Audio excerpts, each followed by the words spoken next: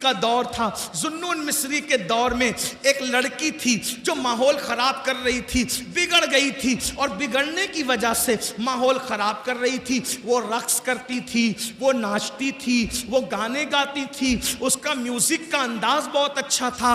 لوگ اس کے پاس آتے اور گانے سنتے، اس کا ناچ دیکھتے اور اس کے ناچ میں مبتلا ہوتے۔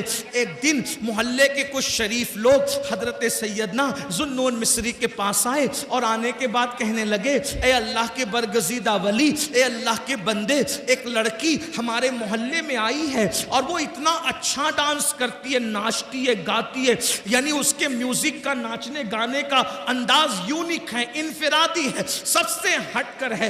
دن بدن لڑکے اس کے دام تصویر میں، دام فریب میں مبتلا ہو رہے ہیں۔ اے ذوالنون، ایک کام کرو، تمہارے تعلقات بادشاہ تک ہے، تمہارے تعلقات بڑے بڑے اوپر لیول تک ہے، ایک کام کرو، اس لڑکی کو ہمارے مصر سے نکال دو، ہمارے علاقے سے نکال دو، ہمارے محلے سے نکال دو۔ حضرت سیدنا ذوالنون مصری فرماتے ہیں، لوگوں یہ بتاؤ تمہیں ناچ بند کرانا ہے یا لڑکی کو محلے سے نکالنا ہے؟ تو لوگوں نے کہا ہمیں تو ناچ بند کرانا ہے۔ تو حضرت ذوالنون مصری نے فرمایا تو محلے سے پھر مت نکالو، کیونکہ اگر ہم اس کو اپنے محلے سے نکال دیں گے وہ کسی اور محلے میں جا کے ناچے گی، ہم اپنے شہر سے نکال دیں گے کسی اور شہر میں جا کے گندگی پھیلائے گی، یہاں تو ذوالنون مصری ہے، وہاں کون ذوالنون مصری ہوگا؟ تو صوفیہ کا طریقہ کیا ہے؟ صوفیہ کا طریقہ یہ ہے کہ وہ گناہ سے نفرت کرتے ہیں، گنہگار سے نفرت نہیں کرتے، وہ بیماری سے نفرت کرتے ہیں،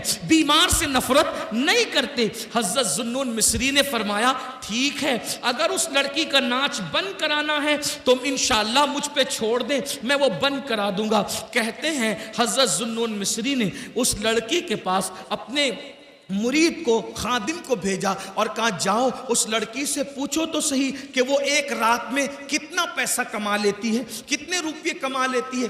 خادم گیا اور جا کر کہا اے لڑکی، ہمارے پیر و مرشد حضرت ذوالنون مصری پوچھتے ہیں ایک رات میں تم کتنا کما لیتی ہو؟ اس نے کہا اتنے ہزار ہم کما لیتے ہیں۔ تو خادم نے کہا اتنی ہزار کی رقم ہمارے پیر و مرشد حضرت ذوالنون مصری تمہیں دے دیں گے، مگر آج کی رات تمہیں ناچنا نہیں ہے، تمہیں کسی کو آنے نہیں دینا، تم اپنے گھر میں کسی کو بلاؤ گی نہیں، جب ساری رقم سب کی طرف سے ہم نے دے دی تب آپ کسی کو بلاؤ گی نہیں۔ حضرت ذوالنون مصری کے وہ مرید کے کہنے پر لڑکی خوش ہو گئی، اس کو ایسا لگا ابھی تک تو آوارہ چھوکرے میرا ناچ دیکھنے آتے تھے، ابھی تو صاحب تسبیح مصلی ذوالنون جیسا ولی اور صوفی بھی میرا ناچ دیکھنے آ رہا ہے۔ ہر آدمی اپنے اپنے مطابق سوچتا ہے، اپنے دماغ اور سوچ کے مطابق سوچتا ہے۔ ادھر رات ہوئی، عشاء کی نماز حضرت ذوالنون مصری نے پڑھی، کندھے پہ مصلی ڈالا اور مصلی ڈالنے کے بعد اس کے گھر میں قدم رکھا۔ جیسے ہی گھر میں قدم رکھا، لڑکی نے پہلی مرتبہ حضرت ذوالنون مصری کو دیکھا اور اس نے دیکھ کر سوچا سب آ کر کے مجھے ایسی للچائی ہوئی نظر سے دیکھتے ہیں جیسے قصاب کی دکان پر گوشت کے لوتھڑے کو لوگ للچائی ہوئی نظر سے دیکھتے ہیں، ایسے سب، لیکن آج ذوالنون آ کر نظریں جھکاتے، سلام کرتے۔ میں نے پوچھا، اس لڑکی نے پوچھا کیا بات ہے ذوالنون؟ تو آپ نے فرمایا میں نے رات بھر کی پوری قیمت دے دی ہے، آج رات تم کو میرے ساتھ گزارنا ہے۔ لڑکی نے کہا کیا مطلب؟ فرمایا بیٹی آج ہم رات کو نماز پڑھیں گے۔ سبحان اللہ، سبحان اللہ۔ دیکھو حضرت ذوالنون نے اتنی آوارہ لڑکی کو سدھارنے کے لیے کیا چیز کا استعمال کیا؟ نماز کا۔ بیٹی آج ہم نماز پڑھیں گے رات کو۔ اس نے کہا لوگ تو مجھے للچائی ہوئی نظر سے دیکھتے ہیں جیسے لوگ کھانے کی ڈشوں کو دیکھتے ہیں، آپ مجھے بیٹی کہتے ہیں۔ فرمایا بیٹی وہ مسلمان اور ہے، میں مسلمان اور ہوں۔ اسلام میں لڑکی کو اگر دیکھنا ہی پڑ جائے کسی مجبوری کے تحت تو دیکھنے کا انداز یہ ہوتا ہے، بڑی ہو تو ماں کے سامان ہے، برابر کی ہو تو بہن ہے، چھوٹی ہو تو بیٹی ہے۔ یہی تین روپ ہم دیتے ہیں بیٹی کو، اور کچھ نہیں۔ نماز پڑھے۔ کہا بابا میں نے تو کبھی نماز پڑھا ہی نہیں، میں مسلمان ہوں، میں نے کبھی نماز نہیں پڑھا، مجھے نماز پڑھنی نہیں آتی۔ ذوالنون مصری نے کہا کوئی بات نہیں، وضو کرو، میرے پیچھے کھڑی ہو جاؤ، جیسے میں کروں میری نقل کرو۔ ہائے ہائے ہائے، توجہ کریں، یہ نماز ہے، جیسے میں کروں میری نقل کرو۔ کھڑی ہو گئی۔ ذوالنون مصری نے قرآن پڑھا، قرآن کا اپنا اثر ہے، قرآن دلوں کو بدلتا ہے، قرآن انقلاب پیدا کرتا ہے، قرآن تبدیلی لاتا ہے، قرآن دلوں کے زنگ کو دور کرتا ہے، قرآن دلوں کو چمکاتا ہے، قرآن اللہ اکبر دلوں کے اندر گناہوں کی زنجیروں کو توڑ کر کے اللہ سے رشتہ جوڑ دیتا ہے۔ 23 سال کی قلیل مدت میں عرب کے بوریا نشینوں کو جو آسمان ہدایت کا تارا بنایا تھا وہ اللہ کی کتاب پڑھ کے بنایا تھا، قرآن کی برکتوں سے بنایا تھا۔ فاروق اعظم کو اسلام ملا، بہن نے قرآن پڑھا، عمر مسلمان ہو گئے۔ اللہ اکبر، قرآن کی برکت سے عمر جیسے لوگ اسلام کو ملے۔ قرآن، میرے آقا فرماتے ہیں بعض شہر ایسے ہیں جو جنگ کی وجہ سے فتح ہوئے ہیں، مدینہ ایسا شہر ہے جس کو ہم نے قرآن کی برکت سے فتح کیا ہے۔ اللہ اکبر، اندازہ کریں سبحان اللہ، سبحان ہے۔ اللہ۔ حضرت ذوالنون مصری نے قرآن پڑھنا شروع کیا، وہ لڑکی ناچ گانے اور تماشوں میں اتنی ڈوبی ہوئی تھی، اس کو کبھی رونا ہی نہیں آیا تھا، لیکن آج جب حضرت ذوالنون مصری نے قرآن پڑھا تو وہ ہمک کر ہچکیاں لے کر کے رو رہی تھی۔ ذوالنون قرآن پڑھتے جا رہے تھے اور اس کی آنکھوں میں آنسو آ رہے تھے۔ کہتے ہیں گناہوں کے دھبوں کو جو دل پہ لگ جاتے ہیں 7 سمندر کا پانی بھی دھل نہیں پاتا، مگر ندامت کے آنسو دل پہ لگنے والے دھبوں کو دھل دیا کرتے ہیں۔ موتی بنا کے شان کریمی نے چن لیے قطرے جو تھے میرے عرق انفعال کے، شرمندگی اور ندامت کے آنسو بڑے قیمتی ہوتے ہیں۔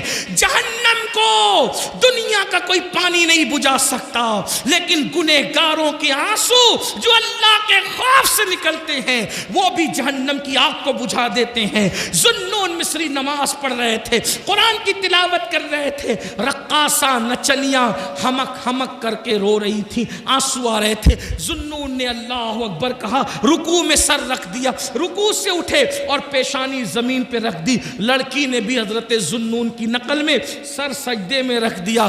ذوالنون نے سبحان ربی الاعلیٰ زبان سے کہا اور دل سے کہا، مولا بہت محنتوں سے یہاں تک لایا ہوں، سبحان اللہ، سبحان اللہ۔ مولا بہت محنتوں سے یہاں تک لایا ہوں، یہاں تک لانا میرا کام تھا، اس کے آگے سنبھالنا تیرے کرم پر ہے مولا۔ اگر تیرے کرم نے سہارا نہیں دیا تو دنیا کی کوئی طاقت اس کو دوسرا سجدہ نہیں کروا سکتی۔ دنیا نے دیکھا، ذوالنون نے جب سجدے سے سر اٹھایا تو نماز پوری کی تو وہ لڑکی تھی نہیں، وہ غائب تھی۔ اب وہ لڑکی کو ڈھونڈا گیا، نہیں ملی، نچنیاں کہاں گئی، رقاصہ کہاں گئی، نچنیاں کہاں گئی، رقاصہ کہاں گئی، نہیں ملی۔ ایک دن وہ لڑکی، وہ رقاصہ قصہ پارینہ بن گئی، ماضی کا بھولا ہوا قصہ بن گئی۔ اچانک ذوالنون مصری ایک وقت رات کے آخری پہر میں نماز تہجد کے بعد مصروف ذکر اذکار تھے، ایسے میں حضرت سیدنا ذوالنون مصری کو غیب سے آواز آتی ہے، ذوالنون میرے یار، میرے دوست، میرے ولیہ کا انتقال ہو گیا ہے، جاؤ اس کے جنازے میں شرکت کرو، اسے کاندھا دو، اسے کفن سونپو، اسے قبر میں لٹاؤ۔ ذوالنون مصری آنکھ کھلی، گئے، کیا دیکھا؟ حضرت ذوالنون نے جیسے ہی کپڑا ہٹایا پیروں کے نیچے سے زمین کھسک گئی، کوئی اور نہیں تھا، وہی وہ رقاصہ اور نچنیاں تھی۔ چند دنوں پہلے حضرت ذوالنون نے جس کو سجدہ کروایا تھا، ایک سجدہ، وہی رقاصہ، وہی نچنیاں تھی جس کا لاشا پڑا ہوا تھا۔ چہرے پر حضرت ذوالنون نے جب وہ کپڑا ڈال دیا، یہ تو عورت ہے، یہ وہی عورت ہے جس کو میں نے پہلا سجدہ کرایا تھا، لیکن عورت ہے، نہلانے کے لیے عورتیں چاہیے، کفن پہنانے کے لیے عورتیں چاہیے۔ حضرت ذوالنون شہر میں واپس آئے اور واپس آنے کے بعد حضرت ذوالنون نے چند عورتوں کو ساتھ لیا، مردوں کو ساتھ لیا اور خواتین سے کہا، چلو کسی ولیہ کو غسل دینا ہے، کفن پہنانا ہے۔ جب سارا مجمع وہاں پہنچا تو وہاں کچھ نہیں تھا، کوئی نہیں تھا۔ حضرت ذوالنون پریشان تھے، یا اللہ وہ لاشا کہاں چلا گیا؟ تو ایک نور کا خط لکھا ہوا دیکھا، ذوالنون جو ہمارے ہو جاتے ہیں ہم کسی اور کے کفن دفن کا محتاج بھی نہیں رکھتے, وہ انتظام ہم خود ہی کر لیا کرتے ہیں. حضرت ذوالنون نے سوچا یا اللہ میں نے پہلا سجدہ کرایا تھا, اتنی مقبول کیسے ہو گئی؟ گئے تفکرات میں تھے, سوچ میں تھے, سوچ و فکر میں ڈوبے ہوئے تھے, سوچ و فکر میں ڈوبے ہوئے تھے, نیند نہیں آ رہی تھی. اچانک آنکھ لگی تو کیا دیکھا؟ وہی لڑکی ہے جو جنتی لباس پہن کر جنت کے باغوں میں ٹہل رہی ہے. وہ کامیاب ہو گئی, وہ کامیاب ہو گئی, وہ کامیاب ہو گئی, وہ جنت کے باغوں میں ٹہل رہی تھی. ذوالنون مصری نے کہا اے لڑکی تو وہی رقاصہ ہے نا جو ہمارے محلے میں ناچتی تھی, رقص کرتی تھی, ناچتی تھی, یہ بتا یہ مرتبہ تجھے کیسے مل گیا؟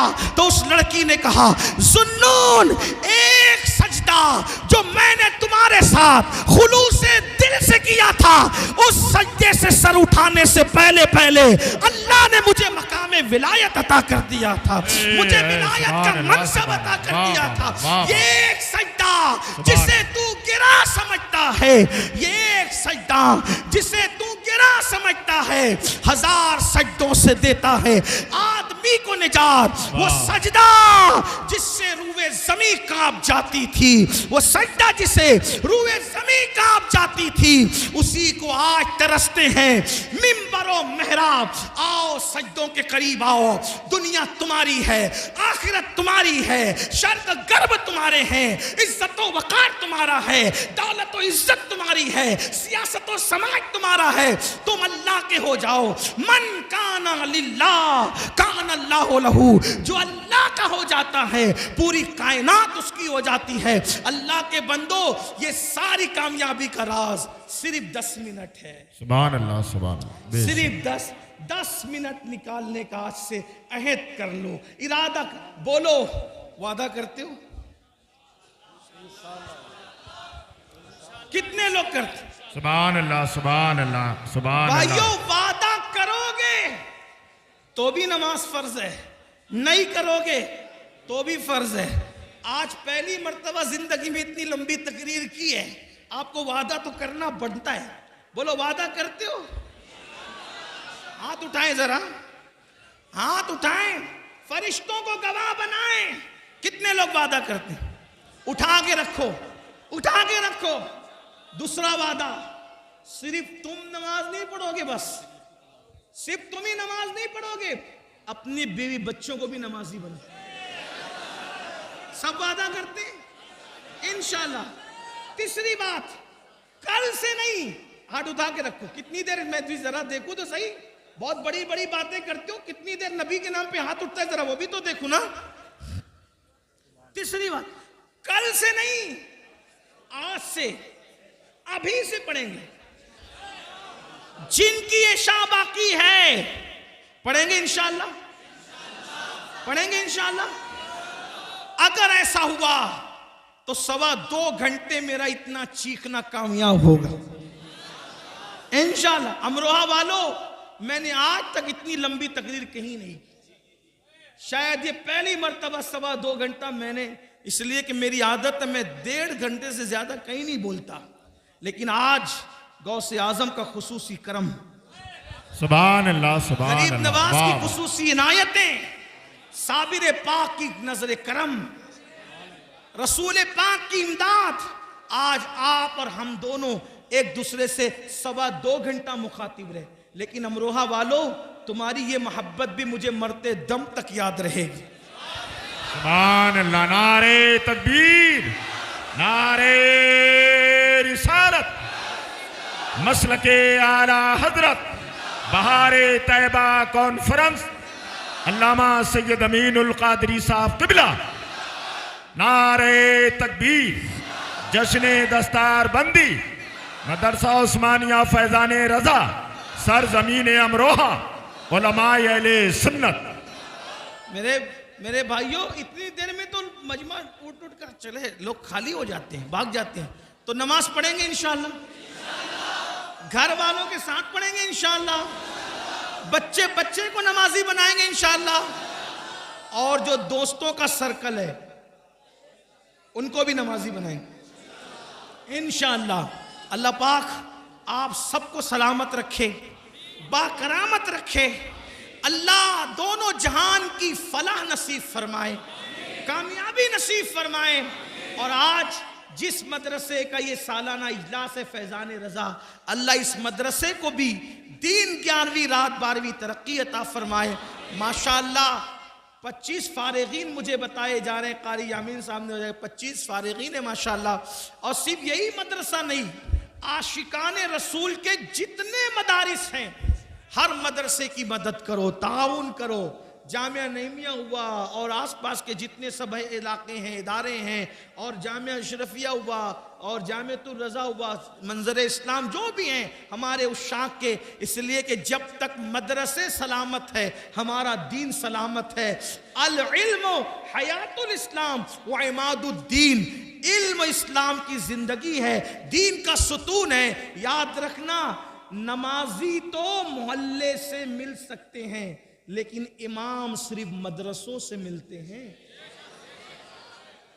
नमाजी कहीं से भी पकड़ के लाए जा सकते हैं, मुक्तदी, इमाम मदरसे से मिलता है। इसलिए मदरसों की कद्र करो और मदरसों की अहमियत जानो, मदरसों को मजबूत करो। मदरसे मजबूत होंगे हमारा दीन मजबूत होगा। इसलिए कि हमारी जो टिकी हुई दीन की इमारत है वो मदरसों से है। बल्कि आपको बता दूं मुसलमानों, हमारे मुल्क हिंदुस्तान भारत में जब अंग्रेजों ने अपने कदम जमाए तो यही मदरसे के फारिगीन थे जिन्होंने अंग्रेजों के खिलाफ जिहाद का फतवा दिया और उन्होंने मुल्क हिंदुस्तान को आजाद कराने में जान की बाजी लगा दी।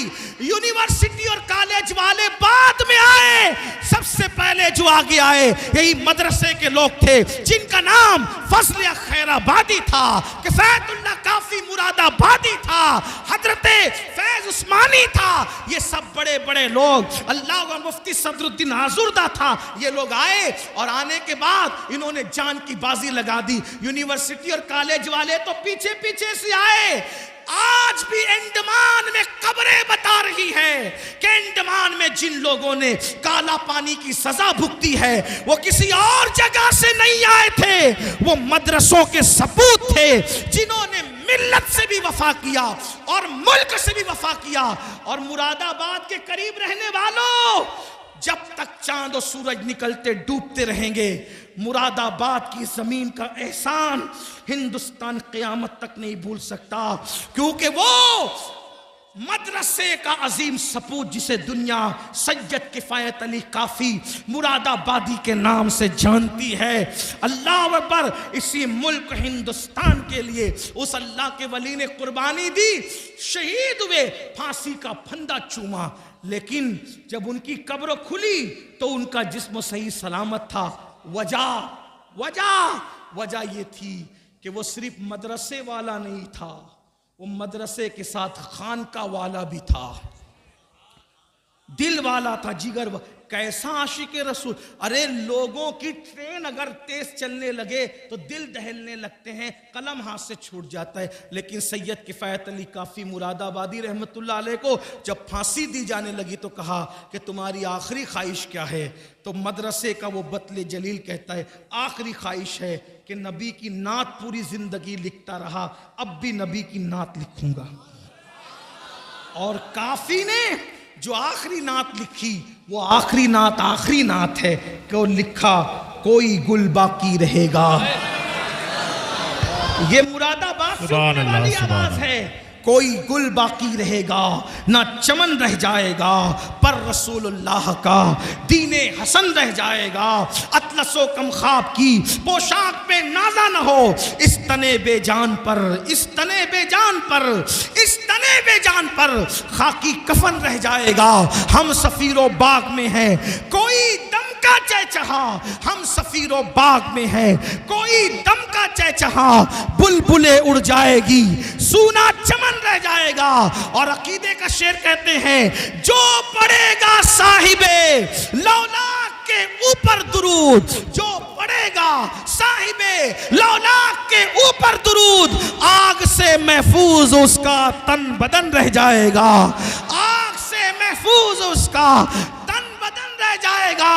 और कितने यकीन से कहते हैं और बड़े मजे में कहते हैं नाम शाहाने जहां जहां मिट जाएंगे लेकिन यहाँ नाम शाहाने जहां मिट जाएंगे लेकिन यहाँ हश्र तक नामो निशाने पंजतन रह जाएगा। हश्र तक नामो निशाने पंजतन रह जाएगा। और फिर कहते सब फना हो जाएंगे, सब फना हो जाएंगे, सब फना हो जाएंगे, काफी वो लेकिन हश्र तक। काफी मुरादाबादी वो शायर है जिनके बारे में आला हजरत कहते हैं, मैं किसी शायर की शायरी नहीं सुनता कसदन, सिर्फ दो ही लोगों को सुनता हूं। एक तो मेरे छोटे भाई हसन बरेलवी को सुनता हूं और दूसरे काफी मुरादाबादी को सुनता हूं। वाह वाह वाह, सुभान अल्लाह। काफी मुरादाबादी ऐसे शायर हैं जिनको इमाम अहमद रजा नाथ खानी की दुनिया का बादशाह कहते हैं। काफी को बादशाह कहते हैं और खुद को वजीर आजम कहते हैं नाथ खानी की दुनिया। जब वजीर का कोई जवाब दिए रजा बरेलवी का, तो जो बादशाह और नाथ खानी की दुनिया का उस आशिक का क्या जवाब। वो तुम्हारे मुरादाबाद के थे और कब्र खुली तो कफन भी महफूज था। तो क्या कहते, नाम शाहाने जहां मिट जाएंगे लेकिन यहां हश्र तक नामो निशाने पंजतन रह जाएगा। और सब फना हो जाएंगे, सब फना हो जाएंगे, काफी वो लेकिन हश्र तक। सब फना हो जाए। यकीन देखो, यकीन नात मिटाने वालों की नहीं चलेगी। हुर्रियत का मुजाहिद ऐलान कर रहे अकीदे का, आजादी का मुजाहिद ऐलान कर रहे अकीदे का। सब फना हो जाएंगे लेकिन सब फना हो जाएंगे, काफी वो लेकिन हश्र तक। नाते हजरत का जबानों पर सुखन रह जाएगा, नाते हजरत का जबानों पर सुखन रह जाएगा। तो मदरसे ने ऐसे ऐसे लोगों को दिया, इसलिए हमें मदरसों की कद्र करना, मदरसों को आगे बढ़ाना, मदरसों को मजबूत करना, ये हम सबकी अव्वलीन जिम्मेदारी है। आपने बहुत वक्त दिया, बहुत वक्त इनायत किया, अब थोड़ा सा वक्त जो है आप और रुक जाएंगे तो बड़ी मोहब्बतें आपकी, बड़ी मेहरबानी। क्योंकि किबला हुजूर अमीर सुन्नी दावत इस्लामी बहुत लंबा सफ़र करके, इतनी लंबे सफ़र से सिर्फ आपसे मिलने के लिए और कुछ ज़रूरी बातें आपसे करने के लिए तशरीफ़ लाए हैं और वो आ चुके हैं। बस वो महफिल में भी आ रहे हैं। थोड़ी देर अगर 10-15 मिनट का टाइम आप और बैठ जाते हैं तो हज़रत को भी खुशी होगी, आप हज़रत की बातें सुन लें और उस पर अमल करें। किबला अमीर सुन्नी दावत इस्लामी की गुफ्तगू इतनी खूबसूरत होती है कि कभी कभी एक जुमला जो है वो दर्जनों तकरीर पर भारी नज़र आता है। कभी कभी एक एक उनका कौल वो जब पेश करते हैं ना तो बहुत खूबसूरत और हसीन और जमील अंदाज से पेश करते हैं। कभी कभी दिल झिझोड़ देते हैं, दिलों के अंदर इनकलाब आने लगता है, दिलों के अंदर तब्दीली आने लगती है। तो आइए अब हम अपने कायद, अपने अमीर का इस्तकबाल कर लें। सब लोग खड़े हो जाएं और हज़रत का इस्तकबाल करें। हज़रत तशरीफ़ ला रहे हैं, लेकिन खड़े होकर के जाइएगा नहीं, आप इस्तकबाल कीजिए।